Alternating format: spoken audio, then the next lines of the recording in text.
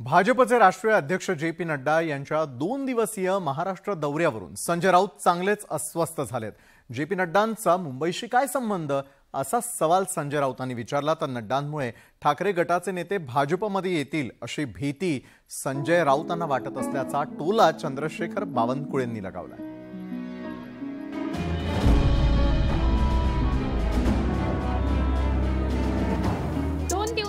महाराष्ट्र दौऱ्यावर आलेले भाजपचे राष्ट्रीय अध्यक्ष जे.पी. नड्डा यांचं मुंबई आणि पुण्यात कार्यकर्त्यांनी जोरदार स्वागत केलं, पण दुसरीकडे संजय राऊतांनी मात्र तोफ डागली।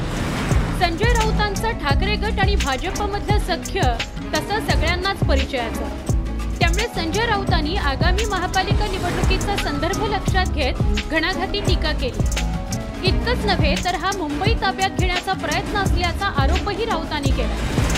कर्नाटकात पराभव का झाला यावर बोला असं आव्हानही राऊतांनी नड्डांना दिलं। कर्नाटक का हरला तर कर्नाटक हे देशातलं भारतीय जनता पक्षाच्या काळातलं सगळ्यात भ्रष्ट सरकार होतं। 40% कमिशन मिस्टर 40% असे प्रत्येकाला किती म्हणत होते। इकडले मुख्यमंत्री आणि इकडले मंत्री यांना मिस्टर 40% का म्हणत होते याच्यावर त्यांनी उत्तर दिलं।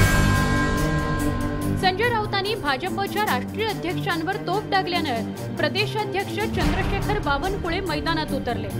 मुंबईत भाजपचा कोणी नेता आल्यावर ठाकरे गटाला त्यांचा पक्ष किंचित होईल अशी भीती वाटते असा टोला बावनकुळेंनी लगावला। संजय राऊतला मुंबईत कोणी आलं की त्यांना वाटतं की आमची शिल्लक सेना किंचित होईल,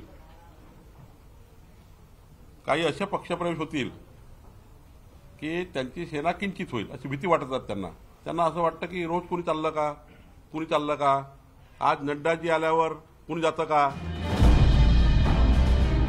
राज्यात ऑक्टोबर किंवा नोव्हेंबर महिन्यात मुंबई महापालिकेसह इतर 24 महापालिकांच्या निवडणुका होण्याची शक्यता आहे।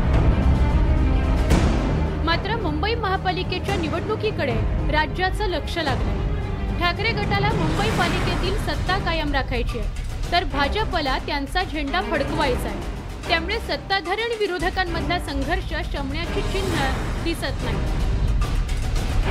Bureau report, news 18 Lokmat.